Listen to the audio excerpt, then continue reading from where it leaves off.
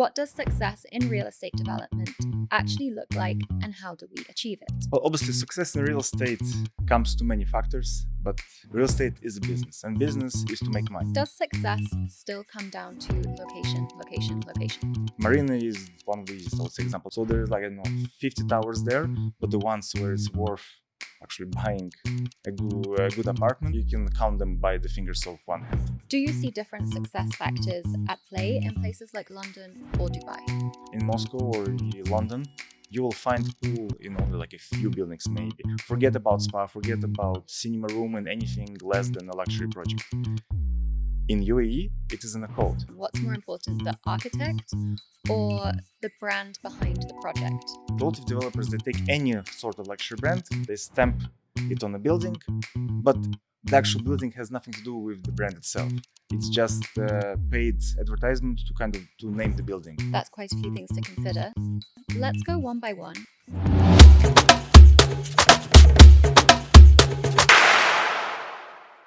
Welcome back to the Merit Talks podcast. I'm your host, Harley Jenner, and in every episode of our podcast, we go beyond property to explore how great people and bold ideas design the way we live, work, and connect. Today, I'm joined by Bogdan Maximov. Bogdan has experience spanning London, Moscow, and Dubai. He's worked on multi-million-dollar deals from international financing and acquisitions to landmark developments. Today, he's the project director at Merit, leading the development of iconic residences designed by Pininfarina in Dubai Internet City. Hi, Bogdan. It's great to have you on the podcast today, especially in our new roles with me as the host and you as the guest. As part of an international development company, we're always driven by the ambition to deliver successful projects. But the real question is, what does success in real estate development actually look like, and how do we achieve it? Well, Harley, thank you first of all for the opportunity. It's great to be here and great to be part of the Merit team creating such iconic buildings. Great. Well, obviously, success in real estate comes to many factors, but one of the, I would say, three most important ones. Well, real estate is a business, and business is to make money. So first and foremost, we need to get our ROI, we need to get IRR, and we need to get the money from the project. So making money is one of the three. The second one comes down more to the client. We need to create the value for the client, because the value for the client means that we're having a product that clients wants to buy, which means, well, our project will actually sell. And final is to build the reputation of the brand, because as a developer, you need to build up the brand, you need to build up the knowledge in the market so that you can sell more and the clients would want to buy with you. Okay, that's quite a few things to consider. Let's go one by one and looking at other markets. Do you see different success factors at play in places like London or Dubai? Well, to be honest, through my personal experience in real estate development in multiple countries and even exploring new countries as I go with my career, I can see very huge similarities. Obviously, there are differences. Let's say the design stage in London or Moscow is very different to design stage. In the way you break down the design process, it's different to USA or UAE, because UAE model was more based on the USA in development. Portugal has its own, so each country has its own approaches. But overall framework, it's always the same. You buy the land, you go through the government procedures to acquire certain permits, you go through the design stage, and then you build and simultaneously you sell. That's everywhere is the same. And it requires similar contact with people, partnerships, and so on and so forth. Obviously, London has a bit more backstory in terms of its development. So there is more projects that have been done, and it's way harder to build something new. You really need to go through the whole process of acquiring a land plot, getting a permission, going through all the regulatory hurdles to carry out the project, to get the permission. While Dubai, it's a bit younger and it's a bit more open to the development, both local and international. And this is where Dubai, and same goes for Abu Dhabi or Ras Al Khaimah for that matter, all those UAE governments, the rulers in all the Emirates and the leaders, they really made an effort to make this as much of a welcoming environment as possible. And it's a great, they did a fantastic job, because here, when us coming from another country to build, it is way easier to understand the processes. It's way easier to understand what you can do, what you can do. And it's also they're way more open to ideas. Mhm. Here, getting permission to build the project of your dreams is way easier as long as you follow the rules, but the rules are very straightforward and they are very, I would say, reasonable. Does success still come down to location, location, location? This is the age-old question, and I would say location is still the one of the primary factors. Obviously, your product and your clientele and your client base will always be defined by the location. So if you take it, if you speak about London, obviously there is Mayfair, there is a Grosvenor Square or Berkeley Square. Those are always the most primary postcodes, and any project there is gonna have the factor of success purely because of the address. Same goes for the Dubai or Abu Dhabi. There is Al Reem Island or Sidiat in Abu Dhabi. There is Marina downtown or Canal in Dubai. All those locations are already driving the success of the project because they're central, they're established, they're developed, and people want to live there. However, it is not the only factor. And I would say now, even more as the competition in UAE grows and there's more developers, more projects, the product or what you offer in your building, everything from the quality of the tile to the size of the pool to the management of the building, all those factors are now playing more and more critical role. Because, for example, you can have a Marina is one of the easiest, I would say, example. There are many, many buildings and it's considered a good location because close to the beach and everything. However, the more successful buildings in Marina are the ones, and the ones who actually appreciate the value are the ones which were built with quality in mind. So there's like, I don't know, 50 towers there, but the ones where it's worth actually buying a good apartment, you can count them by the fingers of one hand. Okay. So it is location is still important, but within this location, the determining success is still going to be the quality of the product that you're going to bring to the market. Once the location is chosen and the land is acquired, what comes next? Then it comes, I would say, one of the most fun and one of the most creative parts of the development. It's the design. You find your architect, you assemble the team of consultants, engineers, you assemble your own team, and then you start essentially brainstorming. Obviously, the main idea usually of how the building is going to look comes from the architect. However, we as the developers, we take great attention and great detail to try to give them as much information about the project that we want. We give them the specs of which amenities we want there, because we as developers, we know what client we're targeting, we know what they want, so we're giving those inputs to the architect, and then architects takes those inputs and create the visual marvel. But it's essentially a design stage, and this is where we can shuffle the building, play with different designs, and envision the future landmark that we're going to build. So we need the right team in place, but what matters more when it comes to architects? Their ability to deliver the required quality or their big name? So it's a tough one, but one does not come without the other. So all those architects, say Pininfarina, Herzog de Meuron, Norman Foster, or others, they would not have the power of the brand without actually being good at what they do. Obviously, I cannot. This goes without mention that it's important to hire not only the star architect, but also the lead consultant, because this is the company that's going to be engineering the solutions. So I would say it's with the teamwork, the architect is able to create the great product. But obviously, you want to have the good brand, but you also want to have the architect that actually knows how to build stuff that not only going to look good on paper, but also is going to be pleasant to live in. So you wouldn't have to make sacrifices of good design externally, but very dysfunctional places internally. And this is where the star architects or high quality architects are good at. And a slightly different one, what's more important, the architect or the brand behind the project? Well, to be honest, it's one, the architect helps you to envision and to create the product. The brand helps to solve it. However, what we see more and more is that the architect does become a brand. So this has been in Europe going on for a while. Obviously, we have this new trend in the world that actually it's not new. It's already has been happening for some time, especially in the places like Miami, for example. It started with the hotel brands, Mm-hmm. and now all the matter of luxury brands are also entering the market. We see the Bugatti residences and all the other possible residences. However, it did not make the market better in the sense that a lot of developers, they take any sort of luxury brand, they stamp it on a building, but the actual building has nothing to do with the brand itself. It's just paid advertisement to kind of to name the building. What comes with the architect brands is that you are not only paying for the brand, you're paying for the quality of the design architecture. Mm-hmm. This is where the architect and star architect brand really steps in. So essentially, by working with Herzog & Meron, you're essentially paying for the expertise and you're paying for the stamp on your building that it's going to be a quality.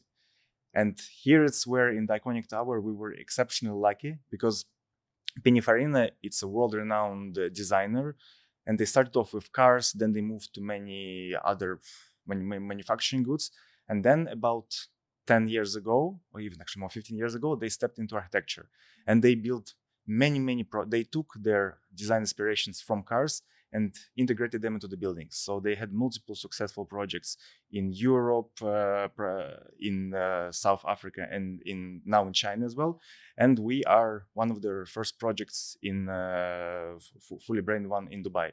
So with Pininfarina, not only we're getting the great architect that know how to design, know how to build the product, but also we're getting the brand that is timeless and they have already been on the market for 95 years. So it speaks about their quality. Amazing. So are people more willing to pay a premium for the brand name or for the amenities? And how does this differ in London and Moscow compared to Dubai? Well, to be honest, the brand has always been one of the driving factors. And as UAE market becomes more mature and more competitive, the brand is playing more and more in terms of the initial sales. So I would even say that in off plan, so Dubai traditionally was more investor oriented market. So obviously a lot of buyers who are not even located in UAE are buying it based on off plan, based on renders. And here the brand played crucial value. It still does. A good brand always helps with sales, and we can see it by all the possible reports and research.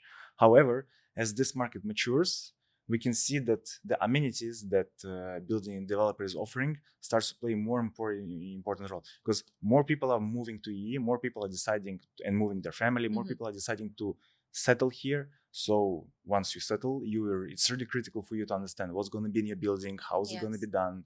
Now all of a sudden, it's important that you're going to have a proper pool and not just a plunge. It's important for you to have a proper gym and not just equipment chaotically spread in the room.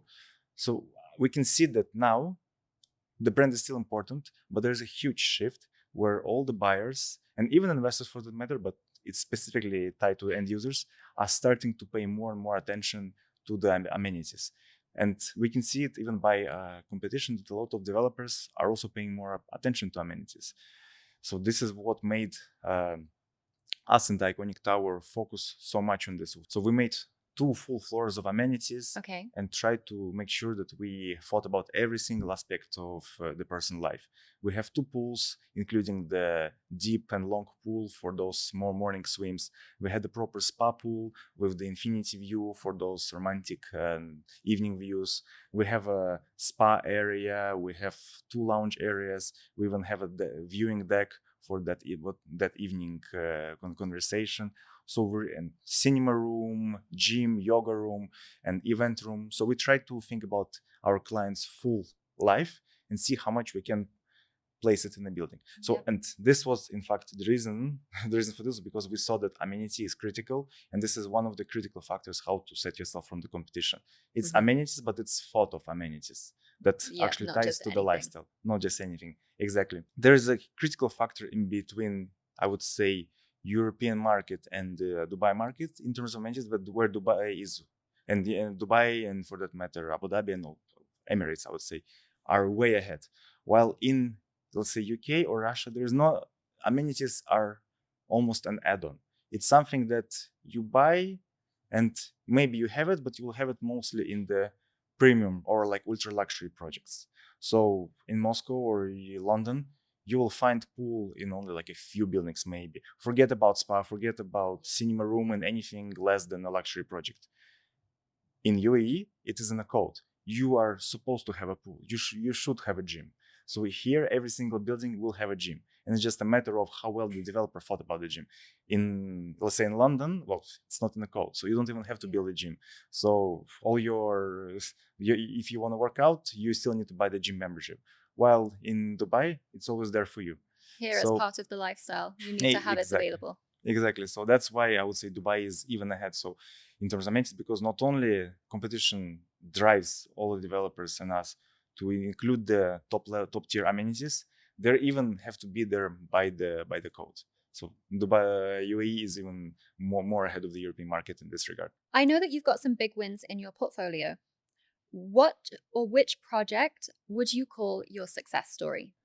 Well, to be honest, there's a couple of them. I can, if we are even to start with the first one, I would say even my very first deal back in UK, I would call it a success because it was an abandoned office building that I helped to broker the deal. So we bought it in our portfolio and we converted this into a residential building. And now it is the existing residential building in a thriving community, where before it was the empty, essentially an empty office building that was built outside of London. Another one, which I would say is even more major, it's the project in Moscow. So we were involved in acquiring land. It was essentially an old Soviet factory, level F offices, something were essentially mixed use, but not really used for the purpose. Back then it was a really low comfort segment. However, we hired the right architects. We made our team to believe in a better product. So we bought the land, we assembled the team, and we believed in the location to have a potential for the premium. So through the years of, I would say, project creation, actual development and construction, we completely have revitalized the whole area. So we have already bought one more plot in that location where we're going to build even more luxury residences, while our competitors are also bought lands nearby and also creating premium projects. In the first project, there's 6 towers. 3 we have already handed over, and if the prices from the beginning of the project have already tripled. So this is, I would say, the latest, my proud example of how our involvement in the city has revitalized the whole area, and now the Moscow has a whole new neighborhood that people are enjoy living in. Interesting. I think we've covered a lot. Do you think we missed anything about what makes a real estate project successful? Well, in combination to the 3 previous factors which I've mentioned, as were obviously to make money, to create value for the clients, and to build a developer of the reputation, I would have to give again the homage to the partnerships and the teamwork. Because in the end of the day, it's a project, and any project success is driven by teamwork. And so any building that you or our viewers or those who are listening is going to be living in, you should remember that the better it's your livelihood and your life, it's essentially built by a team of people who put their life and soul into it and to create the wonderful spaces where you live in. Great. So I would like to end with a few questions that I ask all of our guests. So the first one is, what does luxury mean to you? Luxury, it's all about the freedom to spend your time how you want and with whom you want it. So, for example, being on this podcast has been amazing luxury in a good company and a great team. Here with the great compliments again. So the second question, what matters the most to you when choosing a property? Oh, it's always, I want to say location, but I said it's not this. Location on the wider map in the city, how long it takes you to reach all the different centers. So I would say travel distance. For me, ability to walk outside and have a place to walk around. So kind of it ties back to this concept of 15-minute city, where within the 15 minutes walk you have all the needed amenities around you. So for me, it's very critical to go outside of the building and have a walk or a stroll somewhere, running as well. And I would say coming back to the quality of the amenities, because it's important for me to have a proper gym in the building. It's important for me to have a proper lounge space. And I would say, yeah, it comes down to amenities around the building, the location, and the quality of the actual amenities within the building. Spoken like a true person who's been in Dubai for a while now. It's a professional deformation, cannot help it. And the final question, what do you think will matter the most in homes of the future? I think the quality is definitely one. As competition grows, as the city grows, the quality of the building and its historical maintenance is going to have a more and more impact. So essentially, by buying it, people will more and more look at how the building has performed, how the building has evolved, and who stayed in the building and how the prices in the building have appreciated. Because if developer and the facility manager have paid proper attention, this is going to be the building that is prospering, where it doesn't run down. Obviously, it's with time the building will be run down, but it's how it's managed. So all those factors together, it's first of all the quality of the build, and this is the factor I think it's even more and more going to become important as the competition in Dubai grows. Yeah, great. Well, thank you very much for joining me today. I've had a great conversation with you, and I'm looking forward to having you on the podcast again in the future. Thanks so much. It was been a pleasure. Looking forward to next time. Thank you. Oh.